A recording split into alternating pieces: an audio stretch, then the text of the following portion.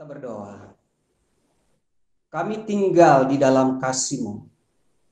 Kami tinggal di dalam kekudusan, di dalam kebenaran-Mu Tuhan. Kamilah anak-anak yang telah ditebus dan dibayar teramat mahal oleh darah anak domba Allah yang kudus. Kristus yang adalah terang dunia telah melenyapkan kegelapan, dan terang itu sendiri telah menerangi hidup dan jalan kami. Dan Kristus yang tinggal di dalam kami membawa kami untuk berjalan di dalam terang ilahi. Setiap kami anak-anak-Mu mengalami lawatan kasih kuasa, pertolongan dan mukjizat. Di dalam nama Tuhan Yesus Kristus kami berdoa dan mengucap syukur. Amin. Shalom sahabatku, keluarga besar House of Grace. Kita selalu bersuka cita dan mengucap syukur sebab Tuhan baik, selama-lamanya Dia baik. Keadaan kita boleh berubah-ubah, situasi dan kondisi yang kita hadapi juga tentu berubah-ubah. Hanya satu yang tidak pernah berubah, baik dahulu, hari ini, besok, dan sampai selama-lamanya. Yesus, kasih-Nya tidak pernah berubah kepada kita masing-masing. Hari ini kita akan kembali diberkati oleh Tuhan Yesus sendiri lewat firman-Nya yang hidup dan berkuasa. Tema kita hari ini adalah berjalan dalam terang. Dalam 1 Yohanes 1 ayatnya yang ke-7, 1 Yohanes 1 ayat 7. Tetapi jika kita hidup di dalam terang sama seperti Dia, seperti Kristus ada di dalam terang, maka kita beroleh persekutuan satu dengan yang lain. Dan darah Yesus anaknya itu menyucikan kita daripada segala dosa. Ini pemaparan Yohanes kepada orang-orang yang baru percaya, kepada anak-anak yang baru lepas dari cengkraman pengajaran gnostik yang mengatakan bahwa keselamatan itu harus ditambahi dengan usaha dan perbuatan. Maka Yohanes menekankan kepada mereka, jikalau kita hidup di dalam terang, sebenarnya dia mengingatkan bahwa setiap orang yang telah percaya, mereka telah hidup di dalam terang. Kenapa? Karena Yesus sendiri adalah terang, dan Dia berada di dalam terang, sementara kita sudah berpindah dari kegelapan, dari Adam kepada terang, kepada Kristus. Yohanes di sini berbicara tentang posisi kita yang aman di dalam Kristus, bukan perilaku kita. Ya, kita garis bawahi. Posisi kita sebagai orang percaya telah aman di dalam Kristus. Satu kali itu selamanya, tidak berubah. Identitas itu diberikan Tuhan, DNA itu diberikan Tuhan, dan tidak ada yang bisa mengubah. Walaupun perilaku kita belum mengikuti identitas kita yang sebenarnya. Itu adalah sebuah proses pertumbuhan yang dialami oleh setiap orang percaya, dari anak-anak kepada anak muda kepada bapak-bapak, sampai mengalami kepenuhan Kristus dalam Dia. Jadi posisi kita sudah aman, kita sudah berada dalam terang, bukan dalam gelap atau di antara terang dan gelap, remang-remang ya, atau mix gitu loh. Posisi kita dalam Kristus telah dijamin selama-lamanya. Pada hari kita menaruh iman kepada Yesus Kristus sebagai Tuhan dan Juru Selamat kita. Jadi itu berawal ketika kita keluar dari diri kita sendiri. Ketika kita keluar dari kendali nabi-nabi palsu. Ketika kita keluar dari doktrin dan pengajaran orang-orang agamawi. Dan sekarang kita meletakkan hidup kita di dalam Kristus Yesus. Sudah sering khotbahkan di House of Praise oleh para pembicara, baik itu Pastor Hong, Ibu Maria, dan rekan-rekan yang lain. Kita telah berpindah dari pohon pengetahuan yang baik dan yang jahat kepada pohon kehidupan. Kita telah berpindah dari kegelapan kepada terang yang ajaib. Itu bukan usaha kita, itu adalah kasih karunia Tuhan. Dan kebenarannya adalah bahwa Kristus adalah terang itu sendiri yang telah menerangi kita. Jadi sejak hari itu kita berjalan di dalam terang. Luar biasa. Kita bukan sedang berusaha untuk masuk dalam terang. Kita tidak sedang berjuang untuk memperoleh terang itu. Kita tidak sedang melakukan banyak hal-hal ritual agama supaya kita menjadi terang. Karena kita bukan kita menjadi terang dengan usaha kita, tapi terang itu sendiri telah tinggal di dalam kita, sehingga kita adalah terang. Kita akan lihat nanti selanjutnya. Kita beroleh persekutuan satu dengan yang lain. Ya, karena dulu kita udah hilang persekutuan. Persekutuan dengan Tuhan putus, persekutuan dengan yang lain juga putus. Itu yang dialami oleh Adam, bahkan anaknya sendiri Kain dan Habel tidak memiliki persekutuan yang baik. Sehingga terjadi kebencian, kecemburuan, bahkan sampai kepada pembunuhan. Inilah kabar baiknya, bahwa setiap orang yang telah dalam Kristus, dia beroleh persekutuan satu dengan lain. Kita bukan hanya saja bisa bersekutu dengan Tuhan, tapi kita bisa bersekutu dengan anak-anak Tuhan. Darah Yesus selalu menyucikan kita dari segala dosa. Kenapa? Karena bukan berarti ketika kita lahir baru, kita tidak pernah lagi melakukan kesalahan. Natur kita itu masih ada untuk melakukan kesalahan. Mungkin setiap hari kita masih melakukan melenceng dari kebenaran yang sesungguhnya. Tapi itu tidak pernah mengubah status kita. Itu tidak akan pernah mengubah kasih Tuhan kepada kita. Itu bukan berarti mengubah terang Kristus yang telah ada di dalam kita. Ya. Jadi itu dia, berjalan dalam terang Tuhan. Sekarang pertanyaannya adalah, apakah terang itu? Ya, apakah terang itu? Yohanes 8 ayat 12 menjelaskan, karena itu perkataan Yesus sendiri. Maka Yesus berkata pula kepada orang banyak, kepada dunia. Yesus mau proklamirkan, apa itu katanya? Akulah terang dunia, akulah terang dunia, akulah terang dunia. Tidak ada yang berani mengatakan bahwa dia adalah terang dunia. Tidak ada yang mengatakan dia adalah jalan. Tidak ada yang berani mengatakan dia kebenaran. Dia hidup selain dari Yesus. Aku air hidup, akulah roti, akulah pintu. Itu adalah pengakuan dari Yesus sendiri yang adalah Tuhan. Akulah terang dunia, barang siapa mengikut aku, ia tidak akan berjalan dalam kegelapan, melainkan ia akan mempunyai terang hidup. Jadi setelah kita menerima terang itu, kita harus senantiasa memberi hidup, dituntun oleh terang itu. Bahkan ketika Yesus lahir, ada terang, ada bintang di langit yang menuntun orang-orang Majus datang kepada Yesus. Dan sekarang terang itu telah menuntun kita untuk selalu fokus kepada Kristus.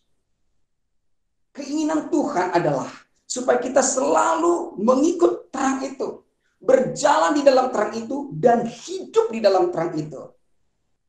Karena kegelapan itu otomatis sirna dengan terang yang ada di dalam kita. Jadi Yesus adalah terang dunia. Ya, itu Yesus adalah terang dunia, tidak ada yang lain. Tidak ada pribadi yang lain, tidak ada hal-hal yang lain yang bisa menerangi kegelapan dunia ini. Hanya Yesus sendiri. Yesus adalah terang dunia, dan kemudian kita berjalan di dalam terang. Jadi sekarang kita sudah berjalan dalam terang, ya. Itu sudah cukup jelas. Setiap orang percaya telah berjalan dalam terang. Maka kalau kita menyadari ini sepenuhnya, seharusnya kita tidak tersandung, kita tidak terjatuh, kita tidak salah jalan, kita tidak salah sasaran seharusnya. Tapi ini by proses untuk pembaharuan akal budi kita, sehingga kita bisa sinkron, selaras dengan terang itu sendiri. Ya, jadi kita sekarang sudah berjalan di dalam terang. Dan saya katakan bukan lagi dalam kegelapan, itu harus jelas. Jadi terang dan gelap itu terpisah. Ketika kegelapan ya gelap, tapi ketika terang datang, kegelapan itu otomatis hilang dan lenyap, sirna. Dan kabar baiknya lagi adalah bahwa kita telah mempunyai terang hidup itu. Walaupun kita kadang harus masuk di dalam kegelapan, tapi kita tidak terperangkap, tidak terjebak di dalam kegelapan agamawi, di dalam kegelapan perbuatan daging nafsu dunia ini. Justru terang yang di dalam kita itulah yang melenyapkan kegelapan di sekeliling kita. Sehingga Daud dengan yakin berkata, sekalipun aku berjalan dalam lembah kekelaman, aku tidak takut bahaya, Sebab kau besertaku. Tuhan itu Immanuel, beserta dengan kita. Bahkan lebih lagi ditegaskan bahwa Kristus bukan hanya beserta dengan kita, tapi dia telah tinggal di dalam kita. Menyatu dengan kita. Tidak ada yang bisa mengubah itu. Yang membuat kita kadang berubah ragu itu adalah pikiran kita yang belum dibaharui sepenuhnya. Sehingga kita belum memiliki pikiran Kristus. Belum memikirkan perkara-perkara yang di atas, perkara-perkara surgawi. Tapi masih perkara-perkara dunia yang sementara ini. Sehingga kadang-kadang dipengaruhi oleh situasi dan kondisi. Tapi terang yang sudah dalam saudara, terang yang sudah dalam kita, itu akan melenyapkan semua pemahaman yang keliru. Ya, paradigma yang lama, doktrin yang tidak seturut dengan kasih Bapa, semua akan rontok oleh terang ilahi yang telah tinggal di dalam kita. Yesus adalah terang dan saudara telah memiliki terang. Kemudian, kapankah kita memiliki terang itu? Ketika kita dilahirkan kembali, kita ditempatkan di dalam Kristus. Ya, kapan? Ketika kita dilahirkan kembali. Seorang pemimpin agama Yahudi di dalam Yohanes pasal 3 suatu malam datang kepada Yesus dan bertanya, "Guru, apa yang harus kulakukan supaya aku dapat melihat kerajaan sorga?" Di dalam hati kecilnya, sekalipun dia orang yang sangat taat sebagai orang Yahudi, melakukan hukum Taurat, tapi ternyata ada kehampaan. Terang itu belum ada di dalam dia. Dia masih berjalan di dalam kegelapan. Sebab kalau memang dia sudah memiliki terang, dia tidak akan bertanya tentang kerajaan sorga. Karena di kerajaan sorga itu adalah terang. Kristus sendiri menjadi terangnya. Tidak membutuhkan bulan dan bintang. Tidak membutuhkan matahari lagi. Apa yang harus kulakukan untuk dapat melihat kerajaan sorga? Mengapa engkau bertanya hal itu kepadaku, padahal engkau adalah pengajar orang Yahudi? Engkau tidak akan dapat melihat kerajaan sorga jika engkau tidak dilahirkan kembali. Membuat pemuka agama Yahudi ini, Pak Nikodemus ini bingung. Bagaimana mungkin aku dilahirkan kembali? Saya sendiri sudah tua, ibu saya lebih tua lagi. Apakah saya harus masuk ke rahim ibu saya lalu dilahirkan kembali? Itulah pemahaman-pemahaman orang-orang agamawi, orang-orang teologi, tertutup mata rohaninya, tidak mengerti penyingkapan tentang kasih Tuhan itu dalam hidup mereka. Sehingga Yesus mengatakan apa yang dilahirkan dari daging adalah daging, tapi apa yang dilahirkan dari roh adalah roh. Ya, jadi kita, secara daging kita sudah lahir dari keturunan Adam, dari keturunan seperti saya, Amuba asli muka Batak, dari keturunan orang Chinese, keturunan Manado dan semuanya. Kita semuanya sudah terlahir dari moyang kita yang sama, dan dosa itu kita warisi. Jadi kita berdosa bukan karena kita melakukan dosa, tapi kita melakukan dosa karena memang kita adalah orang berdosa. Sekarang kita adalah terang, bukan karena kita melakukan hal-hal yang di dalam terang. Justru karena kita sudah adalah terang, maka kita akan melakukan hal-hal yang sebenarnya di dalam terang itu sendiri. Ya. Jadi ketika kita dilahirkan kembali, kita ditempatkan dalam Kristus. Jadi pemimpin agama Yahudi ini, dia harus dilahirkan kembali. Harus menerima Yesus Kristus, harus mengakui bahwa agama saya tidak bisa menyelamatkan saya, bahwa perbuatan saya 1% pun tidak bisa untuk membawa saya mendapat pengampunan dosa, hanya iman. Sehingga kasih karunia itu kita terima, bahwa setiap orang yang telah dilahirkan kembali ditempatkan dalam Kristus, dikeluarkan dari Adam dan sekarang ditempatkan kepada Kristus. 1 Korintus 1 ayat 30, tetapi oleh dia kamu berada di dalam Kristus Yesus. Jadi saudara dan saya sekarang sudah berada dalam Kristus Yesus, kita aman. Kita dijamin, kita terjaga, kita terpelihara sampai selama-lamanya. Di tengah badai yang sedang bergelora ini, di tengah situasi yang hiruk pikuk, apapun hal-hal yang membuat manusia takut, trauma, fobia, dan lain sebagainya, parnolah, apa istilahnya, tetapi kita aman di dalam Kristus. Kenapa? Karena kita sekarang sudah berada di dalam Yesus, yang oleh Allah menjadi hikmat bagi kita. Jadi, dia sendiri adalah hikmat itu, telah tinggal di dalam kita. Sehingga kita tidak melakukan perbuatan-perbuatan yang konyol, ya. Misalnya nih, COVID-19, ada orang yang ketakutan sehingga tidak melakukan apa-apa. Atau ada orang juga kebablasan. Jadi kita bukan berarti tidak melakukan apa-apa, kita melakukan segala sesuatu aktivitas kita, tapi dengan hikmat Tuhan itu sendiri yang ada di dalam kita. Dan hikmat itu akan memimpin kita di dalam terang itu sendiri sehingga terhindar dari semua malapetaka itu. Ya. Jadi setelah kita dilahirkan kembali, kita ditempatkan dalam Kristus, hikmat Tuhan menjadi milik kita. Yang tadinya pikiran kita ini mengandalkan diri kita sendiri, sekarang tidak lagi, sudah mengandalkan hikmat dari Tuhan. Dialah yang telah membenarkan kita sehingga kita menjadi orang benar. Dialah yang menguduskan kita sehingga kita menjadi orang kudus. Dialah yang menebus kita sehingga kita menjadi selamat, sempurna. Jadi saudara, kita ini adalah orang benar bukan karena usaha perbuatan, tapi karena dibenarkan.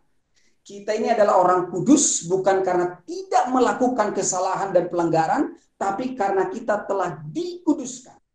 Kita ini telah ditebus, diselamatkan, tidak ada lagi yang perlu ditambah dan dikurang. Itu sudah sempurna. Kita berada di dalam Kristus. Hal itu berarti bahwa kita berada di dalam terang. Puji Tuhan. Bahwa kita berjalan di dalam terang. Jadi jangan lagi kita salah pemahaman, ya. Bukan berarti kita tidak pernah melewati kegelapan. No problem. Tapi terang yang di dalam kita sendiri akan melenyapkan kegelapan itu. Dia menyingkir otomatis, ya. Nah, kita juga adalah terang sendiri. Kenapa? Karena kita telah dibenarkan dan dikuduskan dan ditebus. Jadi orang-orang yang belum dibenarkan, dia tidak bisa menjadi, dia bukanlah terang. Orang-orang yang belum dikuduskan, belum menerima kasih Tuhan. Orang-orang belum ditebus, belum menerima Yesus sebagai juru selamat, tentu sama sekali mereka tidak akan pernah bisa berjalan dalam terang. Hanya mencoba berjalan dalam terang. Hanya mencoba seolah-olah dia memiliki terang. Padahal semua itu adalah kepalsuan agamawi. Ya. Kemudian berikutnya adalah dahulu kamu adalah kegelapan. Ya, kita tidak ingatlah dari mana kamu dipanggil. Paulus ngomong gitu juga, ya. Ya, jadi dahulu kita di mana? Sekarang kita di mana? Dan besok kita di mana? Dahulu itu sudah berlalu, hari ini sedang kita jalani, dan besok adalah penantian kita. Efesus 5:8 berkata, memang dahulu kamu adalah kegelapan, tetapi sekarang kamu adalah terang di dalam Tuhan. Sebab itu hiduplah sebagai anak-anak terang. Jadi ada 3 hal dari ayat ini. Yang pertama, dahulu kamu adalah kegelapan. Mengapa kita dikatakan kegelapan? Karena kita hidup mengandalkan diri sendiri. Karena kita fokus kepada diri kita. Karena kita mengandalkan pengetahuan baik dan jahat. Ketika kita melakukan yang baik, kita merasa layak di hadapan Tuhan. Ketika kita menghindari yang jahat, kita merasa layak di hadapan Tuhan. Tapi tidak akan pernah manusia bisa lolos melakukannya. Kenapa? Paulus sendiri pernah berkata, ketika aku ingin melakukan yang baik, justru sebaliknya yang kulakukan. Jadi ada terjadi kontradiksi di dalam pribadinya. Sampai penyerahan total kita kepada Kristus, menyadari bahwa kita ini telah dibenarkan, kita telah dikuduskan, kita telah ditebus, lalu kita berserah kepada Tuhan. Ya Tuhan, aku tahu Engkaulah juru selamatku, Engkaulah terang yang sesungguhnya, dan Engkau telah tinggal di dalamku. Sekarang aku memiliki terang hidup, dan saya berjalan di dalam terang, hidup di dalam terang, dan terang itu sendiri sudah ada padaku. Jadi dahulu kita fokus pada diri sendiri, kita dikendalikan oleh ajaran-ajaran agamawi. Kita dibawa pengajaran-pengajaran, doktrin-doktrin yang dibangun oleh manusia. Dari turun-temurun, mulai dari nenek moyang kita, Adam. Jadi itulah kehidupan kita dahulu. Tapi sekarang kita akan telah membuka lembaran yang baru. Yang dahulu atau yang lama itu sudah berada di belakang dan tidak akan pernah datang lagi kepada saudara. Makanya jangan menoleh lagi. Yang lama sudah berlalu, sesungguhnya yang baru sudah datang. Jadi kalau dahulu kita dalam kegelapan, sekarang beda. Sekarang kamu adalah terang di dalam Tuhan. Ya. Kelanjutannya. Jadi yang dahulu lupakan saja, itu hanya masa lalu kita. Yang perlu saudara jalani adalah sekarang ini. Sekarang kamu adalah terang di dalam Tuhan. Katakan pada diri kita sendiri, ya, sekarang saya ada di dalam terang Tuhan. Sekarang terang Kristus dalam saya. Sekarang saya memiliki terang hidup dan saya berjalan di dalam terang. Sehingga semua kegelapan itu otomatis dikalahkan. Itu bukan karena doa peperangan saudara, itu bukan karena doa puasa saudara. Itu otomatis semua kegelapan. Coba kalau saudara masuk di dalam kamar yang gelap, begitu saudara nyalakan lampu, otomatis gelapnya hilang sendiri. Ya, sehingga apa yang saudara cari, saudara akan temukan. Di dalam kegelapan, orang hanya meraba. Banyak orang menyangka jalannya lurus, padahal ujungnya maut. Tetapi di dalam terang, saudara akan menemukan tujuan Tuhan yang sesungguhnya di dalam hidup kita. Kita telah berpindah dari kegelapan kepada terangnya yang ajaib. Ya, jadi dahulu memang kita dalam kegelapan, sekarang kita sudah di dalam terang yang ajaib. 1 Petrus 2:9. Tetapi kamu adalah bangsa yang terpilih, imamat yang rajani, bangsa yang kudus, umat kepunyaan Allah sendiri, supaya kamu memberitakan perbuatan-perbuatan yang besar dari Dia yang telah memanggil kamu dari kegelapan kepada terang yang ajaib. Eklesia dipanggil dari kegelapan kepada terang yang ajaib. Kamu adalah bangsa yang terpilih, imamat yang rajani. Kalau di dalam perjanjian lama, imam-imam itu tertentu saja, khususnya dari suku Lewi. Ada imam besar, lalu ada imam-imam yang memimpin tata ibadah orang-orang Israel dalam mempersembahkan korban-korban. Ya, tapi sekarang dengan tegas dikatakan bahwa setiap orang yang telah menerima Kristus, telah ditempatkan dalam Kristus, maka orang itu menjadi imamat yang rajani. Ya, jadi bukan hanya imam yang mempersembahkan korban, tapi imam yang memerintah di bumi ini. Otoritas Tuhan diberikan kepada kita. Jadi sekarang kita adalah imamat yang rajani, bangsa yang kudus. Yang ngomong, kita ini bangsa yang kudus. Jadi jangan lagi aku orang berdosa, orang najis, orang tidak layak dulu. Jadi jangan campur dulu dan sekarang. Dulu yes, sekarang kita adalah orang kudus, bangsa yang kudus, umat kepunyaan Allah sendiri. Dulu kita bukan kepunyaannya karena sudah terpisah, hilang kemuliaan Tuhan, hilang persekutuan dengan Tuhan. Karena apa?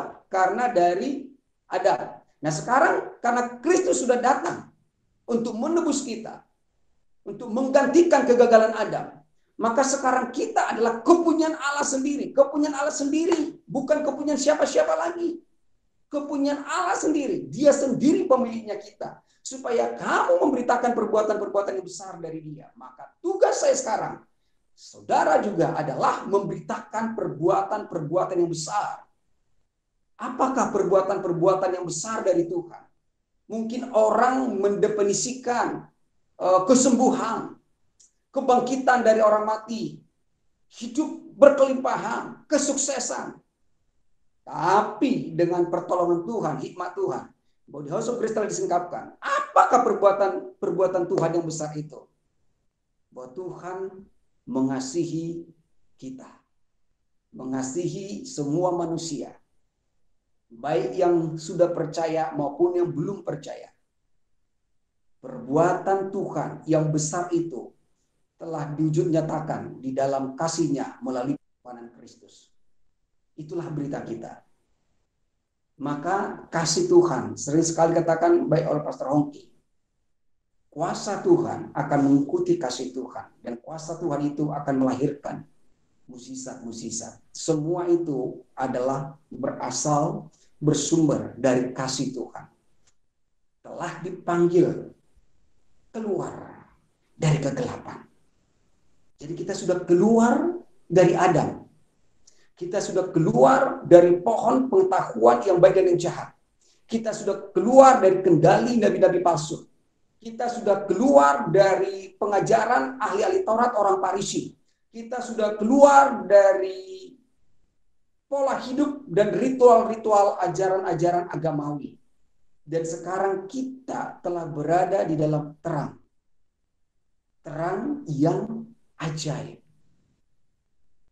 Jadi semua tadi, masa lalu kita itu sudah rontok semuanya. Tidak berbekas, tidak ada yang sisa lagi. Bersyukurlah kepada Tuhan. Karena sekarang kita adalah terang. Di mana? Di dalam Tuhan. Di luar Tuhan kita adalah gelap dan kegelapan. Kejahatan. Tapi di dalam Kristus kita adalah terang, kebenaran. Ya. Kemudian terang mengalahkan kegelapan. Supaya jelas ya. Jadi saudara, kita tidak sedang berjuang, kita tidak sedang bergumul, kita tidak sedang berdoa untuk memerangi kegelapan. Ya. Tapi hadirkan terang di dalam kegelapan itu akan menghilang. Ya. Jadi terang mengalahkan kegelapan. Yohanes 1 ayat 5. Terang itu bercahaya di dalam kegelapan. Jadi terang tidak bercahaya di dalam terang. Karena terang itulah cahaya sendiri. Nah, terang itu bercahaya di mana? Di dalam kegelapan. Dan kegelapan itu tidak menguasainya. Tapi sebaliknya, justru terang yang menguasai kegelapan. Saya ulangi, terang menguasai kegelapan. Jadi anak-anak Tuhan menguasai dunia ini. Bukankah itu dikatakan Tuhan kepada Adam, berkuasalah atas burung-burung di udara,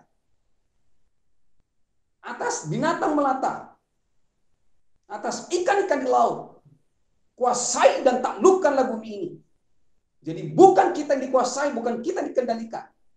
Jadi terang itu bercahaya dalam kegelapan, dan kegelapan itu tidak menguasainya. Luar biasa. Inilah kabar baiknya bagi kita. Jadi dimanapun kita berada, di situasi yang terjepit dan sulit sekalipun, hal itu tidak menguasai kita. Karena terang itu sendiri akan membawa saudara kepada tujuan Tuhan yang sebenarnya. Kadang berliku jalan kita sendiri. Tapi ketika kita sadar dan mengikuti terang itu sendiri, maka kita akan terus mengalami sukacita dan damai sejahtera. Ya. Tidak dahulu kita adalah kegelapan, tapi sekarang kita sudah menjadi terang di dalam Tuhan. Dan kemudian selanjutnya bahwa kita bukan hanya menjadi terang, tapi kita hidup sebagai anak-anak terang. Nah, inilah status kita di dalam Kristus. Kita hidup sebagai anak-anak terang. Dulu kita hidup sebagai anak-anak kegelapan. Tapi sekarang kita hidup sebagai anak-anak terang. Wow. Yesus juga mengatakan bahwa kita adalah terang dunia. Yesus sendiri mengatakan, memang dialah terang dunia. Tapi saudara juga jadi terang dunia. Karena Kristus ada di dalam kita. Matius 5 ayat 14. Kamu adalah terang dunia. Ya, jelas ya? Kamu adalah terang dunia. Siapa terang dunia? Yesus mengatakan tidak begini. Hendaklah kamu menjadi terang dunia. Kalau seperti itu berarti apa yang harus kulakukan ya supaya kamu menjadi terang dunia? Oh, saya harus rajin berdoa, rajin beribadah, rajin baca firman Tuhan, harus berkorban, harus melayani dan sebagainya. Tapi di sini kan, kamu adalah terang dunia. Itu pernyataan dari Tuhan sendiri. Jadi kalau saya terang dunia, karena Dia yang adalah terang dunia telah tinggal di dalam saya. Jadi bukan saya sebenarnya. Tapi Kristus yang di dalam saya terpancar menerangi dunia ini. Jadi kemanapun saudara saya pergi, saudara tidak takut. Aku tidak takut bahaya di dalam lembah kekelaman. Sebab kau besertaku, sebab kau di dalamku, engkaulah terang hidupku. Sehingga kegelapan malam yang pekat akan hilang dengan terang yang ajaib itu. Ya, kamu adalah terang dunia. Kota yang terletak di atas gunung tidak mungkin tersembunyi. Jadi terang itu nggak perlu pamer. Ini loh saya terang ya. Ini lihat, nggak perlu. Semua mata akan tertuju kepada terang itu. Ya, terang itu yang menarik respon orang. Jadi sama kota yang terletak di atas gunung tidak mungkin tersembunyi. Jadi terang itu nggak bisa disembunyikan. Ya, tidak bisa disembunyikan. dan orang tidak bisa bersembunyi di dalam terang. Hanya orang di dalam kegelapan yang bersembunyi. Makanya mereka terang sudah datang, tapi mereka tidak mau datang pada terang itu. Karena mereka tidak mau disingkapkan semua perbuatan-perbuatan agamawi mereka. Mereka nyaman dengan itu semuanya. Itu sebabnya mereka nggak mau datang kepada terang. Tapi ketika kita datang kepada terang, semua itu, atribut-atribut lama itu terlepas. Dan sekarang kita mengenakan Kristus sendiri dalam kehidupan kita. Ya.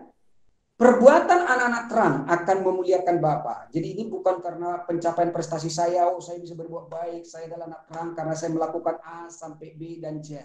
Tetapi justru perbuatan-perbuatan kita sebagai anak-anak terang itu akan memuliakan Bapa, bukan memuliakan kita, memuliakan Bapa. Jadi dari Bapa sumbernya dan kemuliaan itu kepada Bapa. Ya. Matius 5:16, demikianlah hendaknya terangmu bercahaya di depan orang. Ini sebenarnya otomatis terang kita akan bercahaya di depan orang. Cuma kita menyadari atau tidak. Ya. Demikianlah hendaknya terangmu bercahaya di depan orang supaya mereka melihat perbuatanmu yang baik dan memuliakan Bapamu yang di surga. Artinya kita, kesadaran kita nih dengan pikiran kita yang terus dibaharui sehingga kita menyadari bahwa terang Kristus dalam kita. Kita ini ciptaan yang baru. Kita ini memiliki hikmat dari Tuhan sendiri. Kita ini berjalan di dalam terang. Dan kita memiliki terang itu sendiri, serta kita adalah terang, maka itulah membuat hidup kita melakukan perbuatan-perbuatan terang itu sendiri, perbuatan-perbuatan kebenaran itu sendiri. Ya, tapi bukan kita, melainkan Tuhan sendiri dalam kita itu yang mengerjakannya melalui kita, sehingga keluar perbuatan-perbuatan terang itu. Dengan demikian, orang-orang di sekeliling kita akan memuliakan Bapa di sorga. Kemudian selanjutnya, sama seperti dia, kita juga dalam dunia ini, ya. Jadi sekarang akhirnya Bapa sama seperti Yesus baik di bumi maupun di surga, demikianlah kita sekarang, kita yang masih di dunia ini sama seperti dia. 1 Yohanes 4:17, dalam hal inilah kasih Allah sempurna di dalam kita. Jadi kan saya kasih kan, dia membawa saudara hidup dalam kasih Bapa. Perbuatan-perbuatan besar itulah kasih Tuhan sendiri. Dalam hal inilah kasih Allah sempurna dalam kita, yaitu kalau kita mempunyai keberanian percaya pada hari penghakiman, karena sama seperti dia, kita juga dalam dunia ini. Jadi kita harus punya keberanian percaya sampai pada hari terakhir. Jangan seperti jemaat di Galatia yang telah memulai dengan roh, mengakhiri dengan daging. Yang sudah mengalami kasih karunia Tuhan, tapi mereka kembali lagi kepada Taurat, harus disunat dan lain sebagainya. Jadi kita tidak bisa lagi, orang yang selalu berjalan dalam terang itu tidak akan terkontaminasi, tidak akan dikendalikan lagi oleh pengajaran-pengajaran agamawi ini. Sehingga kita punya keberanian percaya kita bahwa kita adalah terang, sekali terang, selamanya terang Kristus dalam kita. Hanya saja, sadarkah kita atau tidak? Ketika kita menyadari sepenuhnya, maka terang itu akan terus melenyapkan kegelapan di sekeliling kita, ya. Sama seperti dia adalah terang, kita juga adalah terang dalam dunia ini. Jelas ya? Karena Yesus adalah terang, kita juga adalah terang. Jadi saudara tidak akan tersesat dan tidak akan disesatkan lagi. Karena terang itu sudah menjadi milik saudara. Sama seperti Yesus adalah terang. Sekalipun Yesus di sorga, tetapi di dalam rohnya dia bersama dengan kita. Dan terang itu tinggal dalam kita. Surat-surat Yohanes ini ditulis kepada orang-orang yang baru percaya. Ya. Jadi orang-orang baru percaya, orang baru bertobat, lahir baru dengan ajaran-ajaran gnostik, ya, ajaran-ajaran campuran dengan ajaran-ajaran bahwa mereka harus menambahkan perbuatan-perbuatan mereka, amal kesalehan mereka untuk melengkapi, menyempurnakan keselamatan yang Tuhan Yesus berikan kepada mereka. Jadi inilah yang diajarkan oleh Rasul Yohanes kepada orang-orang yang dimana Yohanes menulis surat ini kepada mereka. Dan Yohanes sama sekali tidak bermaksud mencoba untuk mengatakan kamu harus melakukan ini loh, kamu harus melakukan itu, bukan. Cuma mengingatkan mereka, karena mereka masih baru keluar, masih perlu proses pembaharuan akal budi mereka untuk boleh keluar melepaskan paradigma yang lama itu, pengajaran yang lama itu. Jadi bukan berarti ada aturan-aturan baru yang dibawa oleh Yohanes, harus melakukan ini, harus melakukan itu, supaya mereka benar-benar hidup di dalam terang. Tidak. Ya. Sebaliknya, justru ia sedang menyatakan kepada mereka betapa amannya mereka di dalam Kristus. Kamu aman dalam Kristus. Tidak ada lagi yang perlu kamu tambahkan. Betapa aman kamu dalam Kristus. Kamu berada dalam terang.